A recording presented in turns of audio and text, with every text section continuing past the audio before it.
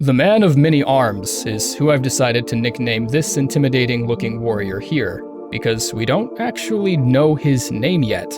We know very little about his motivation for fighting you, and yet we already know that this might be one of the most significant characters in the entire game. Do you remember in the very first Elden Ring release trailer back in 2019, where we were shown this mysterious figure with arms attached to his back? And it looks like he's in the process of adding even more. People have speculated that these two scenes actually feature the same character. If this is true, then this perhaps points to something even stranger, because that means the only two figures we've seen appear in both trailers are the lady with the Valkyrie armor, possibly one of the Elden Lords, and this mysterious man. Both of these characters give support to the idea of attaching and detaching limbs to oneself being incredibly significant to the story in some way. We can see echoes and remnants of past FromSoft games showing themselves in various ways throughout the trailer, such as the halberd moveset being employed with this lance here, and another moveset that looks eerily similar to the old wolf curved sword in Dark Souls 3. But in between the many reflections of previous FromSoft IPs, the amount of entirely new gameplay features and mechanics Elden Ring brings to the table are twofold. One of the cornerstone features of Elden Ring that set it apart from any other FromSoft game to date is its continuing cycle of day and night. Here we are given a clip of our tarnished player resting by not a bonfire, but perhaps a campsite that the player has built for themselves. There was a period in time where FromSoft was messing around with the idea of mobile bonfires that the player could carry with them and build at their own volition. That never seemed like too appropriate an idea for a Souls game, but seeing how Elden Ring is an entirely open world experience, it makes a lot more sense for them to implement this mechanic here. So maybe that's what they've done. I imagine there would be stationary campsites as well that can't be moved that you would find in or near larger settlements, and perhaps in factions your player is allied with, which I would assume would be the game's way of implementing fast travel once you've opened up a good deal of the game and want to get somewhere quickly. Even considering this, you could also have a limited number of campsites that can be used as consumables for when it's nighttime and you're carrying around lots of valuables and don't feel like losing them. A continuing day and night cycle can mean a lot of things. Certain enemies may only be encountered during daytime or nighttime. Enemies might be much stronger during the night, and doing any traveling could be significantly more difficult, which would then incentivize the use of consumable campsites if such a thing actually exists. Campsites could allow the player to sleep safely through a night, so you can resume traveling that much quicker. A number of NPCs and quest lines may also only be accessible during specific portions of the day. Spells and weapons could be stronger depending on the time of day you use them. This opens up so many possibilities for FromSoft to really brandish their creative edge. Elden Ring looks like it's giving us not only a completely open world, but a quick few glimpses into the mechanics of mounted combat, fighting against others and raiding caravans and whatnot. The player has the ability to engage in duels or jousts with other mounted combatants, which makes me very excited for the prospect of PvP, if any. But it looks like your mount has other hidden secrets that make it far more special than just a regular animal. It can be summoned by the player from thin air, making for hasty getaways if an encounter suddenly becomes too overwhelming. It can also disappear right back into the ether once dismounted. It can double jump, for Christ's sake. Like, this is a bad motherfucker right here. We see a glimpse of what might be a sort of jump pad looking aura that your mount can use to jump to pretty impressive heights. One of these lifts might be how the player is expected to reach this really odd shrine looking structure on the top of this guy right here. The player's mount pretty much immediately received comparisons to Yakul, which is a red spirit elk in the Ghibli film Princess Mononoke that served Ashitaka. He has the same distinct two-horned look as our very own mount in Elden Ring, and as one would expect, the fan art immediately started swarming in. Let's talk about some of the encounters we'll be facing in our quest to become an Elden Lord. The trailer gave us some extremely intense shots of various enemies, combat encounters, and really cinematic bosses that I can't wait to get my ass kicked by.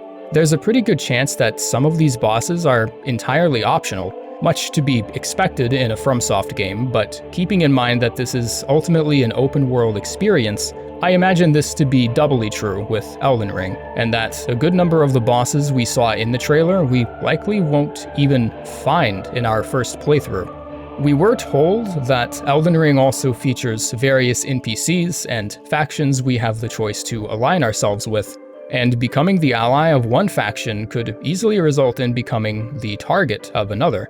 One particular group I am interested in becoming a faction are these creatures here that heavily resemble wolves.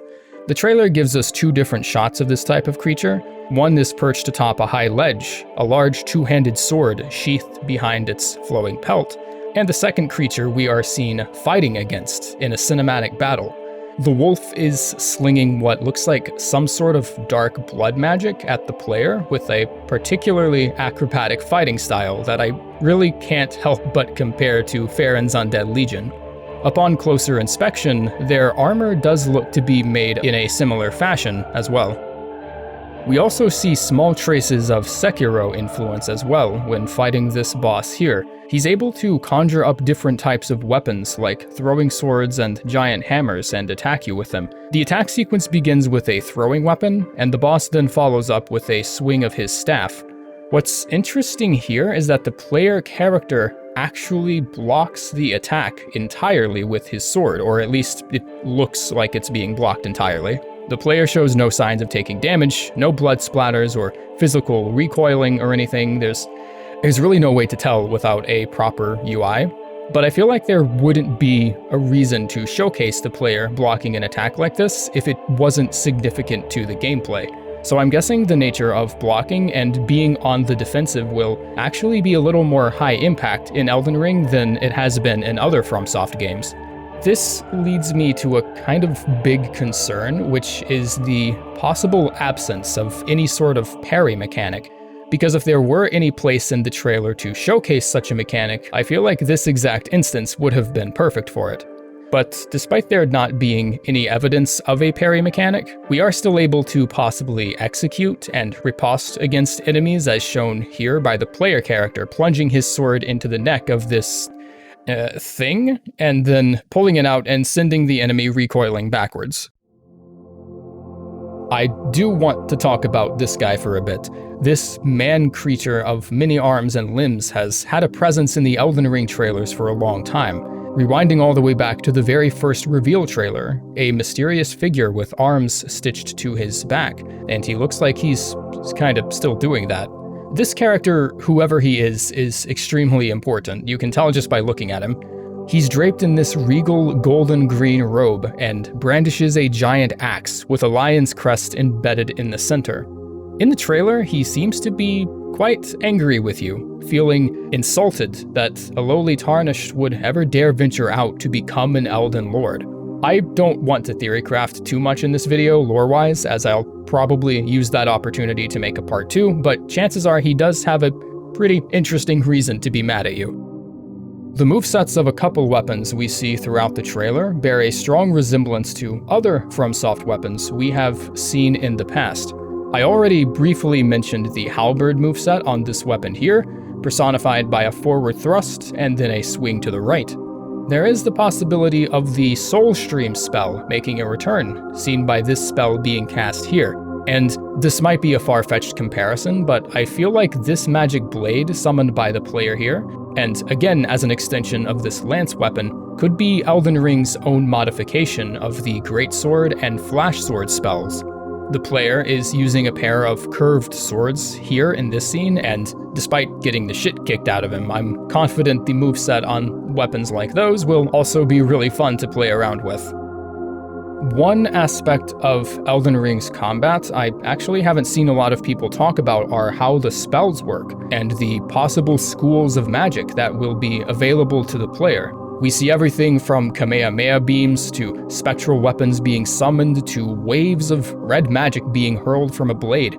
Even the dragons themselves have apparently taken to learning their own miracles. Spells in Elden Ring seem to be divided into 4 subtypes that are personified by different colors: light blue, bright red, a really dark violet, and a mysterious golden color. Spells in Souls games were often discernible in the same way, where faith builds used lighting and were identified by their unique gold and white glow. Intelligence builds allowed the player to study sorceries, which were personified by a vibrant cyan hue. Attributes like faith and intelligence, however, might not exist in the Elden Ring universe, and the ability to cast certain spells will likely be judged on an attribute that's foreign to us at the moment. There is a really unique school of magic that we haven't really seen in other FromSoft games prior, that Elden Ring looks like it's going to introduce, which is the ability to summon specters or familiars into combat, sort of how a druid would summon animal combatants to their aid. On the website is an image of one player summoning a spirit hawk, or a type of bird, to help them out in a combat situation. In the trailer, we also see this massive elk-like familiar that looks like it's a boss fight, but I'm not entirely sure if this is the player character that's running away here. It kind of looks like someone completely different. The person that helped me analyze this trailer actually commented on it, saying it reminded them of a Patronus from the Harry Potter universe, but I'm pretty sure there's no significant connection there. I can't believe I'm actually even making this video, but guys, it's coming. It exists. Elden Ring is a real thing with a real release date, and even by FromSoft standards, it might be one of the most polished and greatest looking worlds I think I have ever seen showcased. FromSoft has announced that Elden Ring will be coming to all available consoles, both in the current generation and in the previous one, as well as PC, on January 21st of next year, which is a little less than 7 months away. I was expecting to hear something about the game very soon, but it took me by surprise to see we were this close to a release date all this time. We actually got so excited that we put in a brand new Elden Ring emoji in our Discord server that you can join down below. For whatever reason, I just couldn't get enough of this dragon's derpy smile here, and I felt like it would be the perfect foundational Elden Ring emoji for the server. Thanks for tuning in. I'm Rusty, and I hope we can chat soon. Take care.